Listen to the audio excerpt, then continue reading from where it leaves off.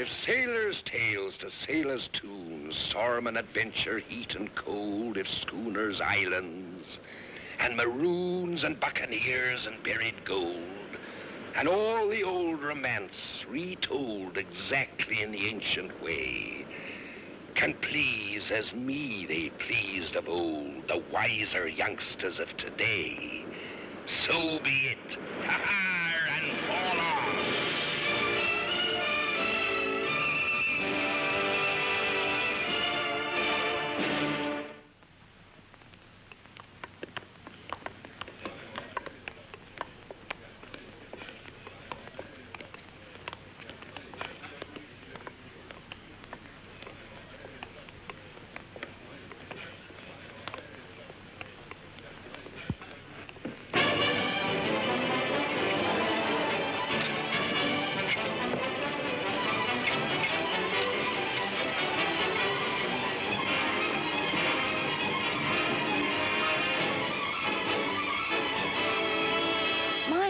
Jim Hawkins.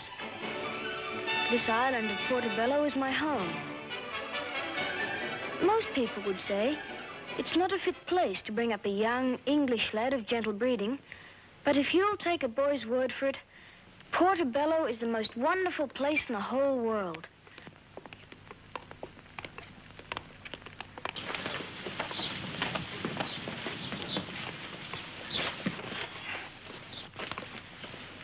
Mind my horse.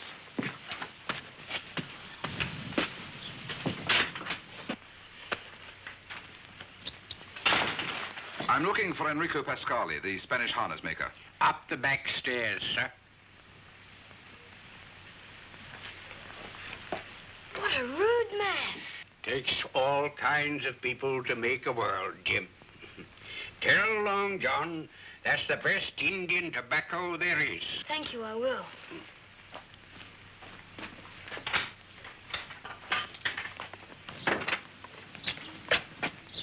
Where did you get the horse? Some fop has made Big Eric his groom. Not me, he ain't. He's a beauty. Here, lad. Time for size.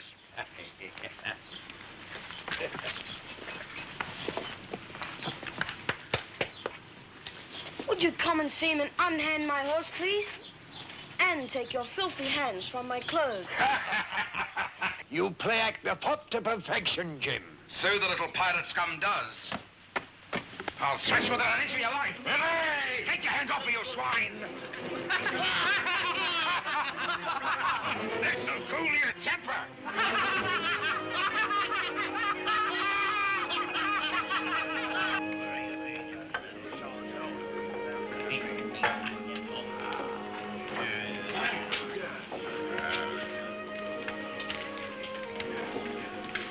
How do you spell excellent, Long John? Now, let's see. E-X-S-L. Isn't there a C in it? E-X-C-E-L? No, I know there's an S there somewhere. Why don't he rub it out and use the word good? You don't understand. You see, excellent is better than good. Well, I've never seen whether excellent entered in a ship's log. 'Tis a word that just ain't used. I'll ask Miss Purity. No, we'll settle this among ourselves. Eric, Pat, Fenner, Stingley, come over here. Now, some of you be men of learning. How do you spell the word excellent? X-E-L... Now, you're worse than I am. It begins with an E. That's right. E-X-S... There now, I told you there was an S somewhere. I don't think so. Oh, you don't, blockhead. Blockhead, he gave a fop an excellent dunking this afternoon, he did. Yeah, put his head in a barrel of water, I did. Bubbles? I thought he'd never stop bubbling. He did, Long John, when I came out of the tobacconist. Here, have you been in sight in trouble? Oh, no, Long John. The man tried to horsewhip me. Oh, he did he? Aye, he looked like a drowned rat when I'd finished with him. Ha-ha! Excellent! Excellent indeed! Excellent! Oh,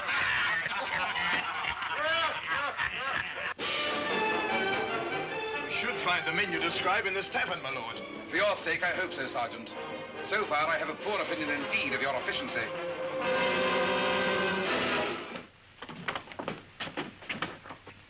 That's him, the fop. There's the ruffian, Sergeant. Arrest that man.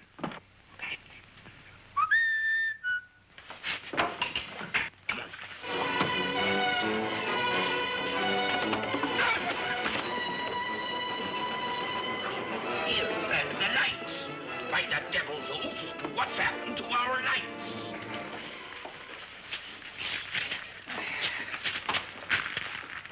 What in heaven's name's going on here? You seem to have suffered a mishap, sir. Who are you? Miss Purity Pinker. And I'll thank you to keep your voice down or I'll tear your tongue out. Don't you know when you're addressing a lady? The wind must have blown out the candles, Purity, love. Now, look here. If you leave this in right away, we'll stop bringing charges against you for ill behavior. Against me? You, woman, ought to be run out of this town for encouraging such ruffians. This tavern is nothing but a spawning ground for criminals, a den of violence. I'll give you just 2 seconds to get out of here. Belay, I'll tend to this fine feathered upstart myself. Now out! Out! I'll see the governor. I'll have this den of iniquity wiped out. I said get out. Come on, fellow. Come on now. Stop. All right.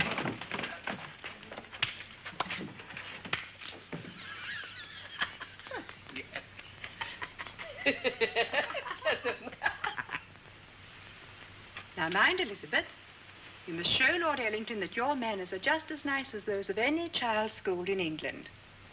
He's never been to Government House before. If he's important, why hasn't he been here before? He's an absentee landlord. He left here before your father was sent here as governor. He didn't look a very great personage when he came to see Papa this morning. He was all wet and muddy and a terrible temper. Elizabeth, I am surprised at you. Poor Lord Ellington had been the victim of a brutal assault. It's a disgrace that a gentleman who bears letters from Mr. Pitt and is, they say, a friend of the king himself should be so insulted in Portobello. Well, I didn't think him very gentlemanly, Mother. He was shouting. He had every reason to shout. You told me gentle people never lost their tempers, so he can't be very gentlemanlike. Elizabeth!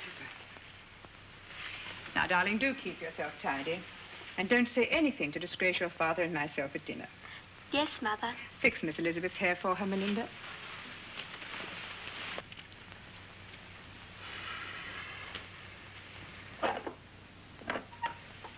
Oh, I'm sorry, Henry. Come in, my dear. That'll be all, Captain. Is there something wrong, Henry? I fear we're facing unsettled times, my dear. There are strong rumors, which my latest reports confirm, the Spaniards are planning a new attack in the Caribbean. We're only half prepared. Who's to know where they're going to strike? Maybe you're being unduly alarmed, Henry. Oh, please try to forget your worries for just one night. Lord Ellington will be here at any moment. I wish he'd go back to his plantation. Oh, my dear, he has so much influence, I am duty-bound to help him. But I just can't stand the man. Neither can Elizabeth. She's very much your daughter, Henry. There you are, Strong. You indeed administer this island in a shoddy way. You will explain that, Lord Ellington. My apologies for my appearance, madam. In the past 24 hours, I have twice been subjected to indignities by the ruffians who have no fear for law and order. Since arriving here from my plantation, I have seen nothing but complete disregard for authority. I am sorry for your condition, but with due regard to the population of this port, I cannot agree with you. Henry. Are you implying that I am lying? I'm implying nothing of the sort. Perhaps you have a penchant for catastrophes. I have been twice assaulted. And I would like to remind you, Governor Strong, that unless I get satisfaction for the humiliation I have suffered in your territory, there will be letters sent to England and a new governor sent to Portobello. What would you have me do? Surround you by armed guards at all times? I suggest, unless you have no regard for your position, that you immediately close the Cask and Anchor Inn. But, since this appears to be the hangout and breeding ground of these ruffians, I demand that it be closed immediately to protect the lawful, honest citizens. But Miss Pinker is a... Very well. My letters will be sent in the morning. The Cask and Anchor will be closed. You'll take a troop of men and post my orders. Should there be any violence or a slip, you'll no longer be a sergeant. Yes, Your Excellency. Spoken like a true governor. Again, my apologies for my appearance. I will return dressed properly for dinner. Oh, it's a terrible thing.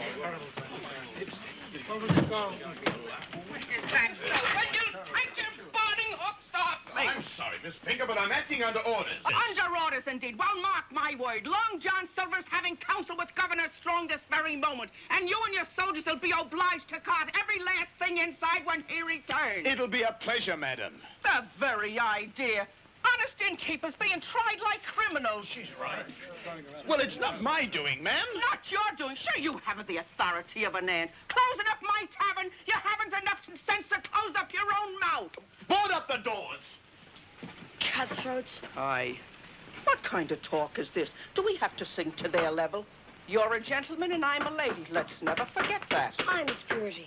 Belay the hammers! Here's Long John now! Off at the boards! Come on, give me a hand with these things. We'll have to await orders, ma'am. You're taking orders from me now, right, Long John? Purity, there's been a speck of trouble. Aye, there has, but it's all over. Take down those boards, I said. No, I've had ill luck with the governor. You mean? He's knuckling under to that Lord Ellington. What's to become of my tavern? Well, he won't listen to reason, not even from his old friend Long John. Why, Oh, now. I'm sorry, Purity. Sorry, he says. Sorry indeed. If it weren't for you and the ruffian manners of you and your crew, this would never have happened. I hate the day I ever set eyes on you. You've been nothing to me but trouble. Oh, now, stay your tears. You'll only swell up your eyes. What's to become of me, Long John? What's to become of any respectable, peace-loving woman if they have no rights as Portobello? Where shall I go? Well, you can make your home aboard the Faithful for a while. You invite me aboard your ship, Long John? Well, only temporary, like. Oh, Long John. Jim, get Patch and the rest of the crew to take Miss Purity's belongings aboard my ship. Aye, Long John.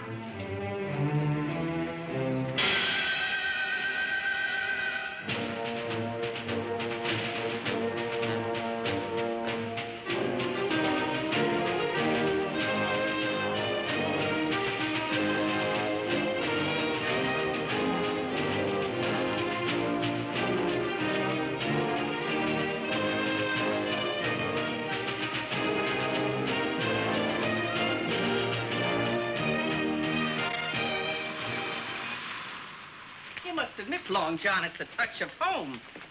And bright and cozy it be, too. You haven't spoken in almost a day. Are you ill? I think I'd better be stepping ashore. In your shirt sleeve like a common sailor. I've been going ashore for 30 years in my shirt sleeve. Not while I be about. Now, you'll put your coat on. Here.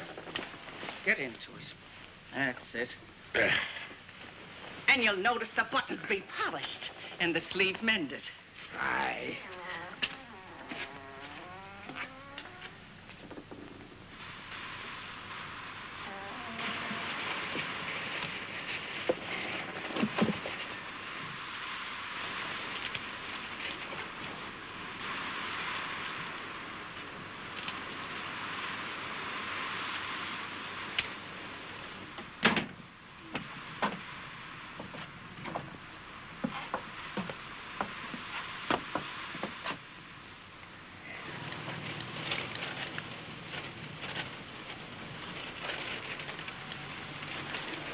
A mo, a mas, a mat. A mo, a mas, a mat. A man might as well be in the King's Own Navy aboard ship with Miss Purity there. It is getting desperate. If we don't do something soon, mark my words, we'll be knitting doilies. We've no choice.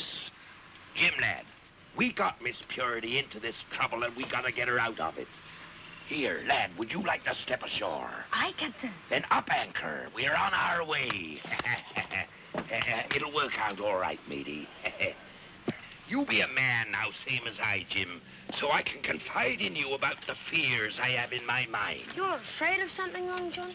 The faithful is fast becoming a hen house. Oh, Miss Purity. What's going on aboard now be as disastrous as the time I stove in her bottom off the Cape. You're worrying too much, Long John. All she's doing is fixing it up.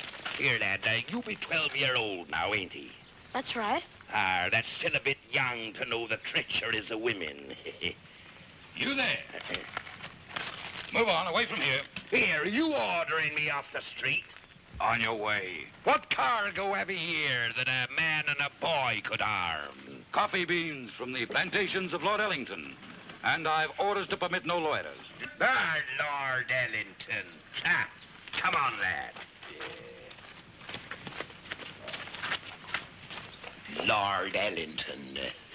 He be the cause of all my misery. I wish I'd never seen him that day he was looking for the Spanish harness maker. Here, wait a minute. Why should an English lord be going to a Spanish harness maker? It piques my curiosity, it does. With things being touch and go like between us and the Spaniard. Here, you go back aboard now and send Patch and Fenner here. Sharp now.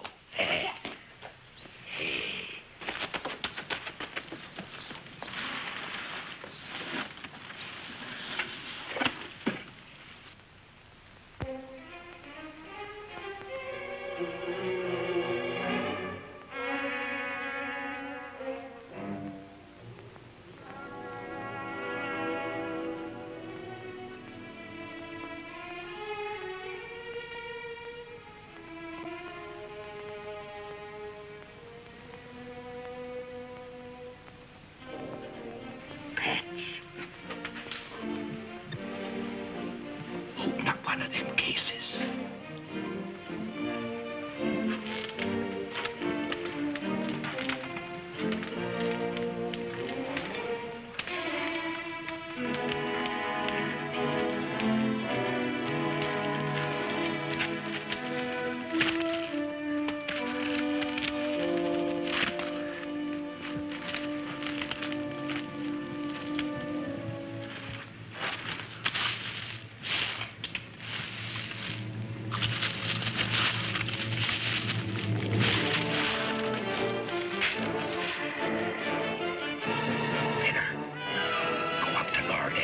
Plantation and keep your eyes peeled.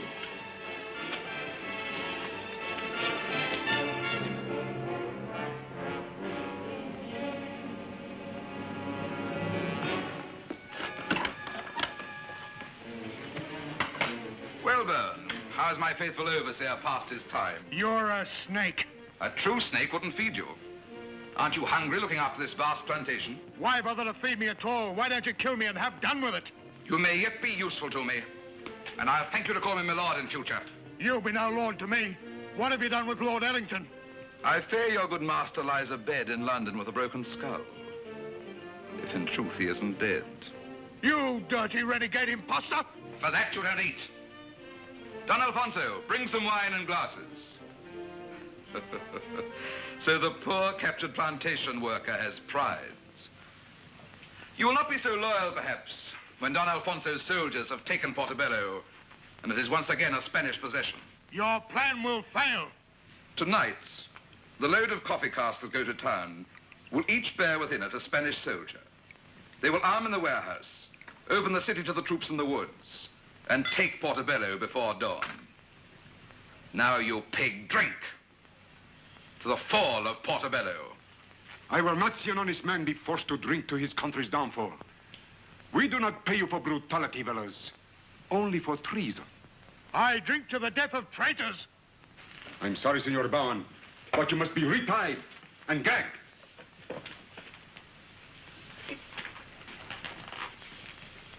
I must hide my men and load the wagons.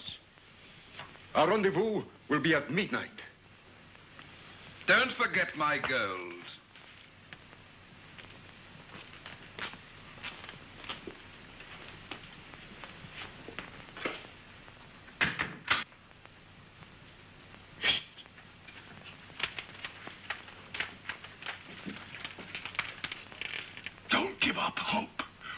will be well. Are you sure you don't know where Long John and that scurvy crew disappeared to? Not the slightest idea. Make a home for a man and he walks away from it. I wonder what trouble he'll get into this night.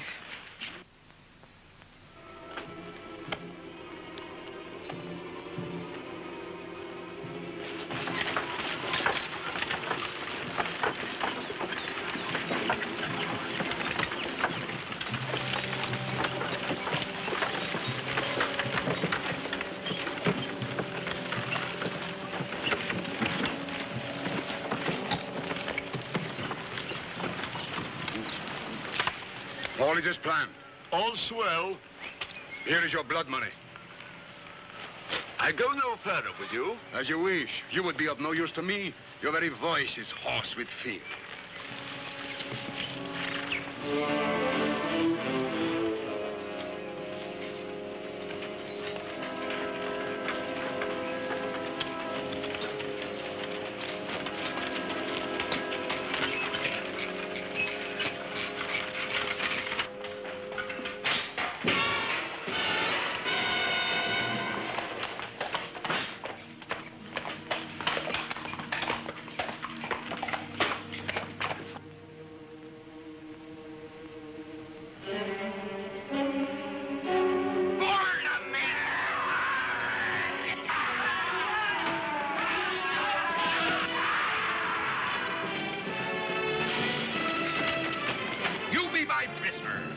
Foolish to have men killed needlessly when I have been outwitted. I surrender. I only hope that your men be as wise as you when they're ambushed by the governor's soldiers. This be Don Alfonso, he surrendered. Your prisoner, Your Excellency. Here is Pasquale, the harness maker. Here is the bogus Lord Ellington. You told them of me. You betrayed me. As ungallant in defeat as you were in near victory. The sight of you sickens me. We will not be sickened any longer. I order these men to be executed. Spare me. I beseech you. I don't want to die. Here, we'll have none of your sniveling here. You can't shoot a man without his clothes. Oh, you mean you was taken while you was in bed? A ruffian ambushed me in the woods. Took my clothes, my horse, my hair, my gold. I demand to know who assaulted me. Take them away. You, sir, will be imprisoned.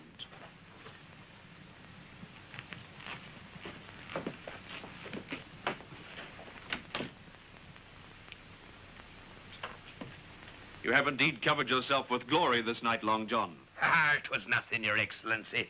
Why, 'tis a favor I owes this island for all its kindness to me in the past. What a fool I was to be taken in by that traitorous fop. If it hadn't been for you, we'd have been taken and sacked. Well, sometimes it takes a man of my ilk to catch them kind of rattlesnakes.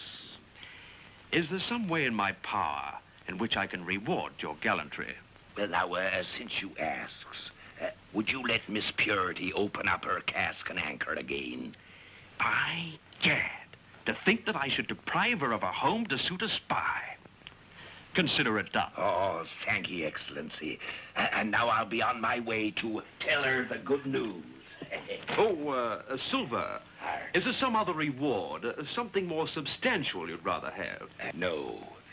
If you'd been aboard the Faithful with me the last week, you'd have found out, as I did, to be more important things to a man than the jingle of gold.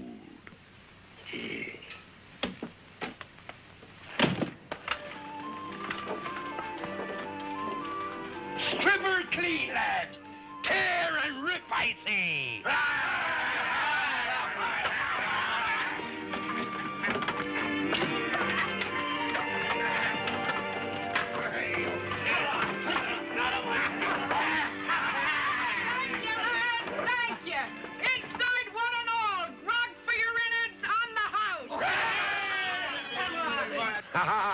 Bless her old heart.